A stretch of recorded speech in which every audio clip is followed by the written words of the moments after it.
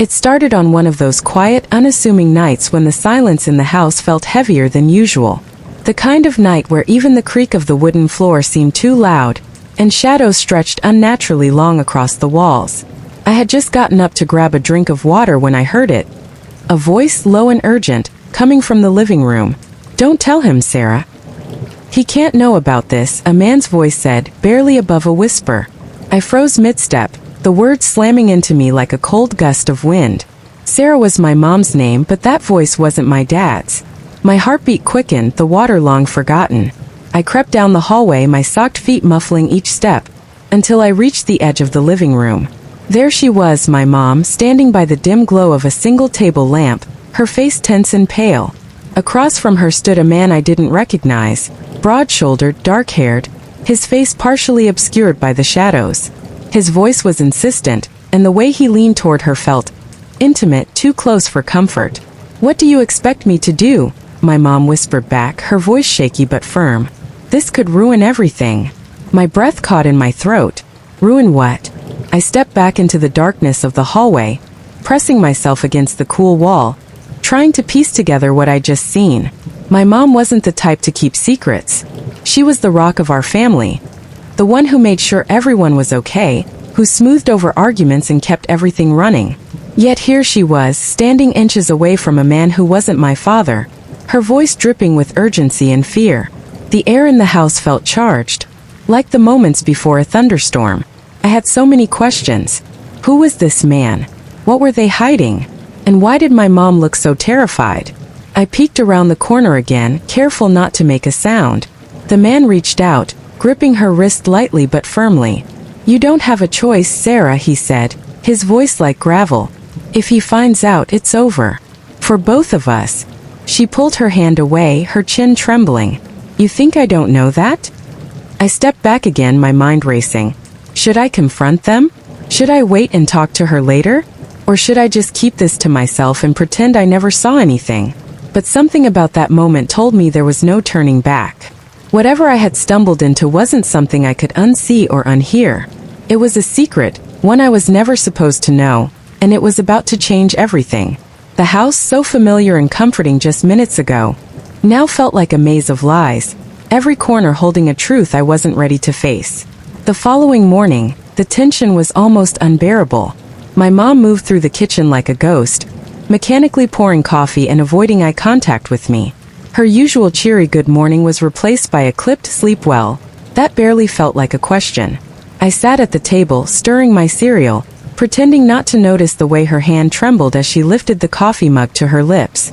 I couldn't get the man's face out of my head. The sharp angles of his jaw, the way he leaned in close to her, the way his words had felt heavy with meaning. "Who was that man last night?" I blurted out, unable to keep the question bottled up any longer. Her head snapped up, her eyes wide for a fraction of a second before she masked it with a tight smile. "What man?" she asked too quickly. "The one in the living room," I pressed. "I heard you talking." Her knuckles whitened as she gripped the edge of the counter. "It was nothing," she said, her voice firm now. "You shouldn't eavesdrop, you know." "That's not an answer," I said, my voice rising. Her eyes narrowed, and for a moment, I saw something in her expression I'd never seen before. Fear mixed with defiance. I said, "It's nothing. Drop it." But I couldn't. Not when the memory of her voice, shaking with fear and urgency, played on a loop in my head. As the days passed, I started to notice things I hadn't before. The way her phone seemed to buzz more often, how she would step outside to take certain calls, glancing over her shoulder before shutting the door behind her. Or how she'd linger by the front window, staring out as if she were waiting for someone. Then there were the subtle changes in her demeanor, nervous laughter that didn't quite reach her eyes, the way she'd flinch when my dad asked her simple questions about her day. My dad, oblivious to it all, carried on as if nothing had changed.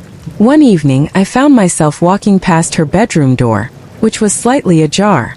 She was sitting on the edge of the bed, her back to me, her shoulders slumped. The man's voice echoed faintly from her phone. "You can't keep dodging me, Sarah. This isn't going away." "I need more time," she whispered, her voice barely audible. "You don't have time," he snapped. "He's going to find out eventually, and when he does..." His voice trailed off, heavy with implication.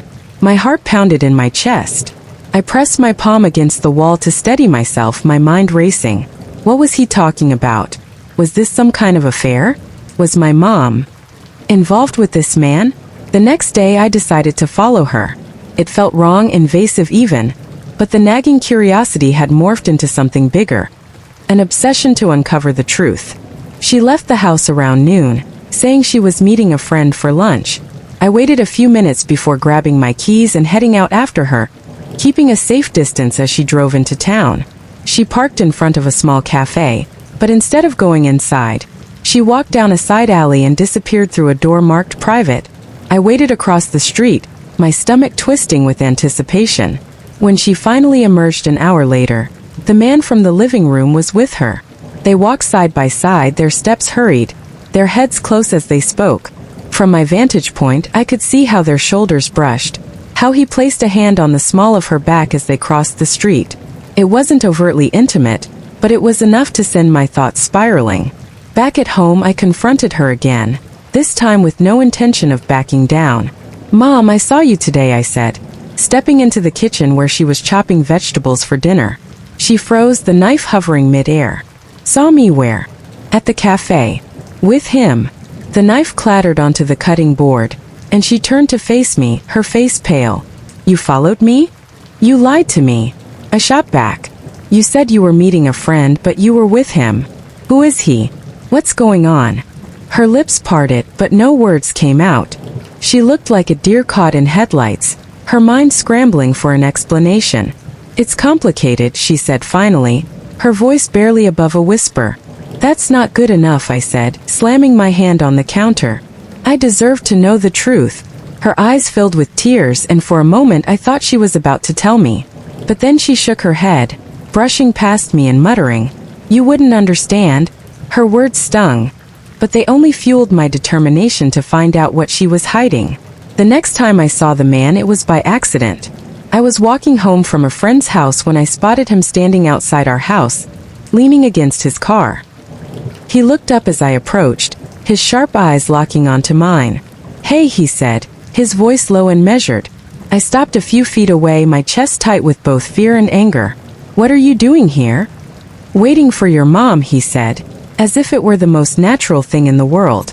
"You need to stay away from her," I said, surprising myself with the boldness in my voice. He smirked, his gaze unwavering. "That's not up to you, kid." I clenched my fists, the tension between us crackling like static electricity. "I don't know what you're doing, but you're not going to ruin this family." His smirk faded, replaced by a cold, calculating expression. "You think you know what's going on? You have no idea." Before I could respond, the front door opened and my mom stepped out. She froze when she saw us, her eyes darting between the two of us like she was assessing the damage. "What's going on?" she asked, her voice shaking. "I was just introducing myself," the man said smoothly, his tone dripping with false charm. My mom's face went white as she stepped forward, placing herself between us. "Go inside," she said to me, her voice firm. "No," I said, standing my ground. "Not until you tell me the truth." Her shoulders slumped, and for the first time I saw her resolve crack. "It's not what you think," she said, her voice barely audible. "Then tell me what it is," I said, my voice rising. She glanced at the man, who gave her a slight nod, as if granting her permission. And in that moment, I knew whatever she was about to say would change everything. It started with a storm.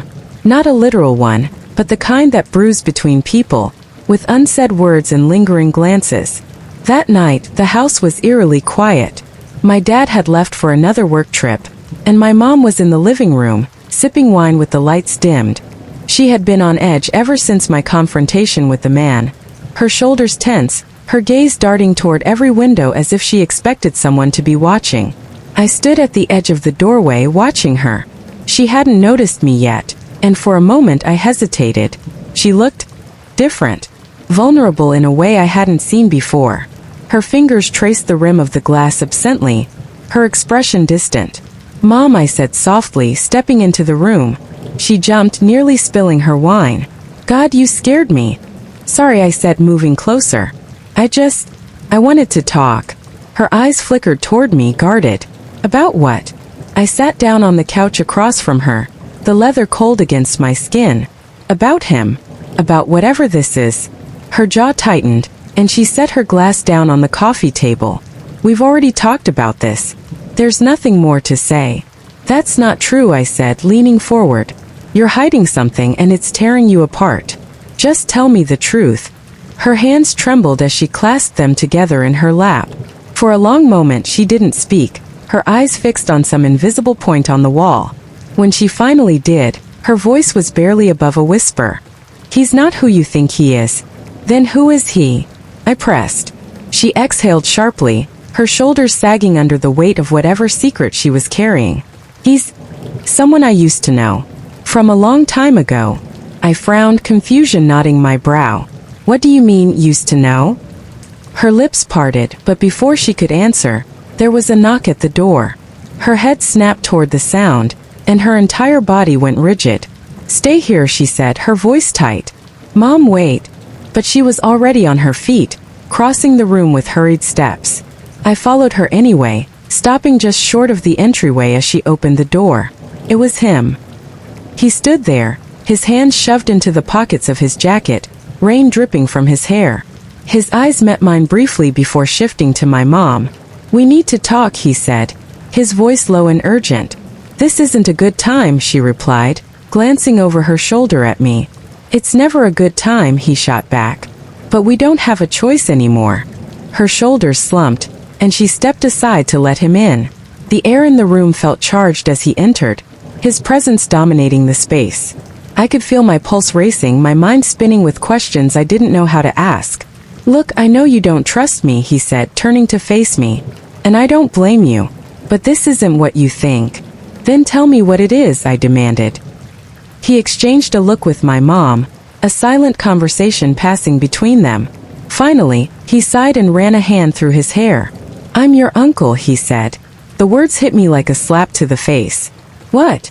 He's telling the truth, my mom said, her voice trembling. He's your father's brother. My stomach churned as I stared at them, trying to process what I was hearing. Why didn't I know about this? Why would you keep this from me?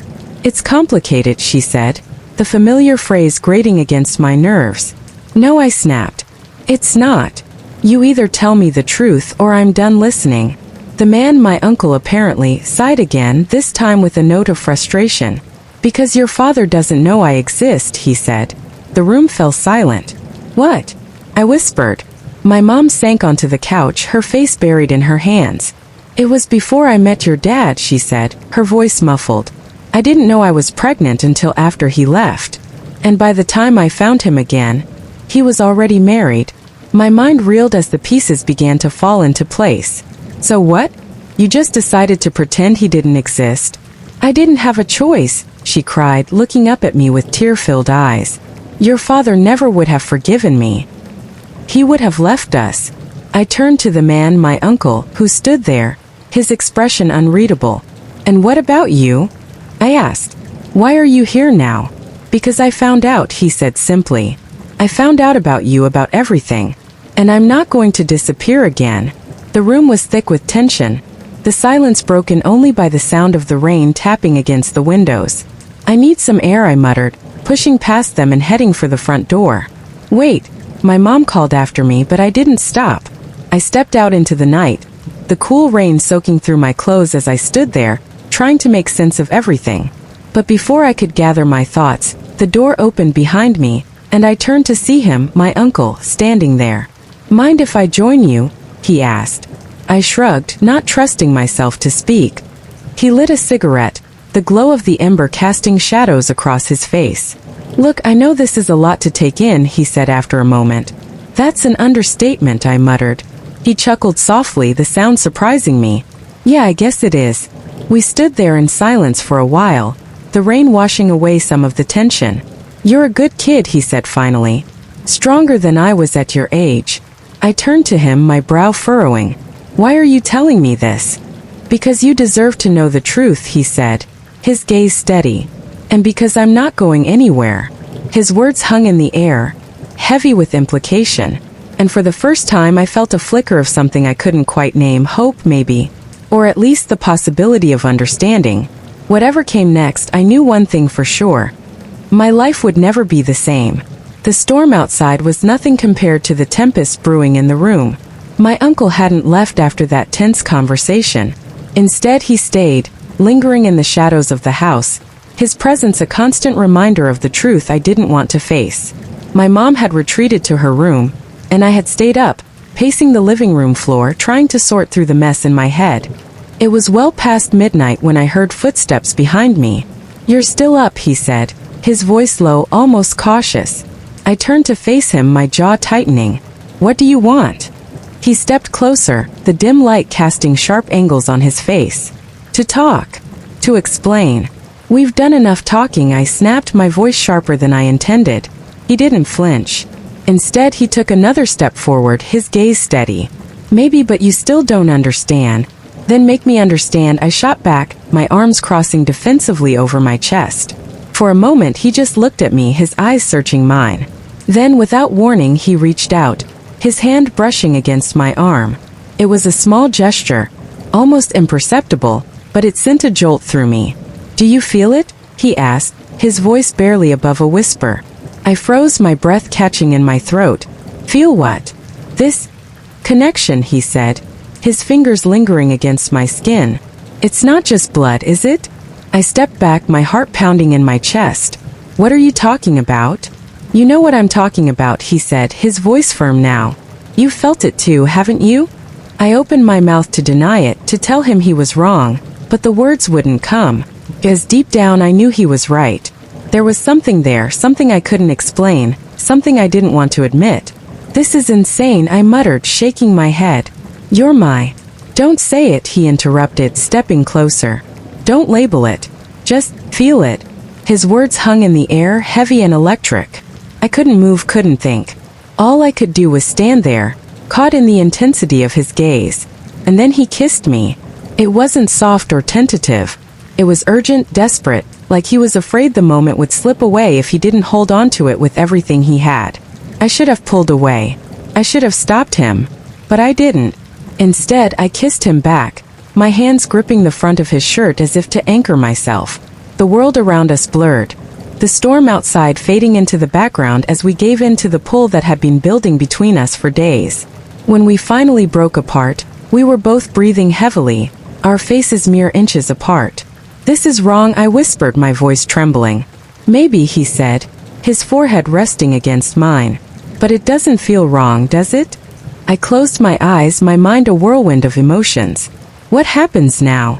"We figure it out," he said simply. "Together." His words should have comforted me, but they only added to the weight pressing down on my chest. I pulled away, needing space, needing air. "I can't do this," I said, my voice breaking. "Yes, you can," he said, his tone insistent. "You're stronger than you think." I shook my head, tears streaming down my face. "You don't understand. This changes everything. It's not just about us. It's about her. About my dad." "I know," he said softly. "But we can't undo what's already happened." His words were like a punch to the gut. He was right, of course. We couldn't take it back, couldn't erase the line we had just crossed. The weight of it all crashed down on me, and I sank onto the couch, my head in my hands. He sat down beside me, his presence both a comfort and a torment. "I'm not asking you to make any decisions right now," he said. I needed you to know how I feel." "And how do you feel?" I asked, my voice barely audible. He hesitated, then reached out, his hand covering mine. "I feel like I've been waiting my whole life to find you." His words were raw, unfiltered, and they hit me harder than I expected. I looked at him, searching his face for any hint of deception, but all I saw was sincerity. "This is a mistake," I said, my voice wavering. "Maybe," he said. "But it's our mistake to make." The room fell silent, the only sound the faint rumble of thunder in the distance. For a long time we just sat there, the weight of our actions hanging heavy in the air. And in that silence I realized that no matter what happened next, nothing would ever be the same. He reached out again, his fingers brushing against mine, and for a moment I let myself lean into the touch. But the reality of the situation came crashing down like a tidal wave. I stood abruptly, pulling away from him. "I need time," I said, my voice firm despite the chaos inside me. He nodded, his expression unreadable. Take all the time you need, he said. I'm not going anywhere. And with that, he stood and walked away, leaving me alone in the dimly lit room, the storm outside still raging as fiercely as the one inside me. As I watched him leave, I felt an ache I couldn't describe. An ache that told me deep down that this wasn't the end. It was only the beginning. The storm outside was still raging, lightning splitting the sky and illuminating the room in sharp, flickering flashes. It was the kind of night that felt like it could swallow the world whole, and in the stillness of the house, the tension between us had finally reached a breaking point. I stood in the doorway of the living room, my heart pounding in my chest, watching as my uncle leaned against the edge of the table. He hadn't said a word since he walked in, but the silence was more oppressive than anything he could have said. We can't keep pretending this isn't happening, he finally said, his voice low, almost hesitant. I clenched my fists at my sides, refusing to look at him. I don't know what you're talking about. Yes, you do, he said, stepping closer. You've known for weeks now. Maybe longer. I turned to face him, my eyes blazing. What do you want me to say? That I've noticed? That I've felt? Something? I can't. Why not? He asked, his tone sharp. Because it's wrong? Because it's easier to lie to yourself than to admit the truth? His words hit like a punch to the gut. I took a step back, my back pressing against the wall. You're asking me to destroy everything, I said, my voice trembling. Do you even understand what you're asking? I'm not asking for anything, he said, his gaze unwavering. I'm just saying we can't keep pretending this doesn't exist. Stop, I said, shaking my head. Just stop. But he didn't stop. He moved closer, the space between us shrinking until I could feel the heat radiating off his body. Tell me you don't feel it, he said, his voice barely above a whisper.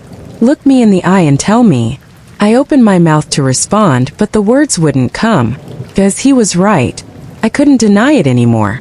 I hate you for this, I said, my voice breaking. No, you don't, he said softly. And then, before I could stop myself, I closed the distance between us, my lips crashing against his in a kiss that was as much anger and frustration as it was desire. It was messy and desperate, a release of everything we had been holding back. His hands gripped my arms, pulling me closer, and for a moment, the rest of the world disappeared. When we finally broke apart, we were both breathing heavily, our foreheads pressed together. This changes everything, I said, my voice barely audible. I know, he said. But maybe it's not such a bad thing. The kiss had shifted everything, and there was no going back now. We stood there for what felt like an eternity, the air between us thick with unspoken words and unresolved tension. You shouldn't have done that, I said finally, my voice trembling. I couldn't help it, he admitted, his tone unapologetic. And neither could you. I turned away, pacing the room as I tried to collect my thoughts. This is insane, I muttered, more to myself than to him. Outside, the first stars of the evening began to appear, tiny pinpricks of light in the fading sky. I looked out the window, the world feeling impossibly vast and impossibly small all at once. Think about it, he said softly. That's all I'm asking. And then the line went dead, leaving me alone with my thoughts. I stared at the phone in my hand, the screen dark, and let out a shaky breath. This wasn't the end. Not yet. Maybe not ever. The future was uncertain, messy, and terrifying. But in that moment, as I stood there bathed in the soft glow of twilight, I knew one thing for sure: whatever came next, it wouldn't be easy. And maybe that was okay.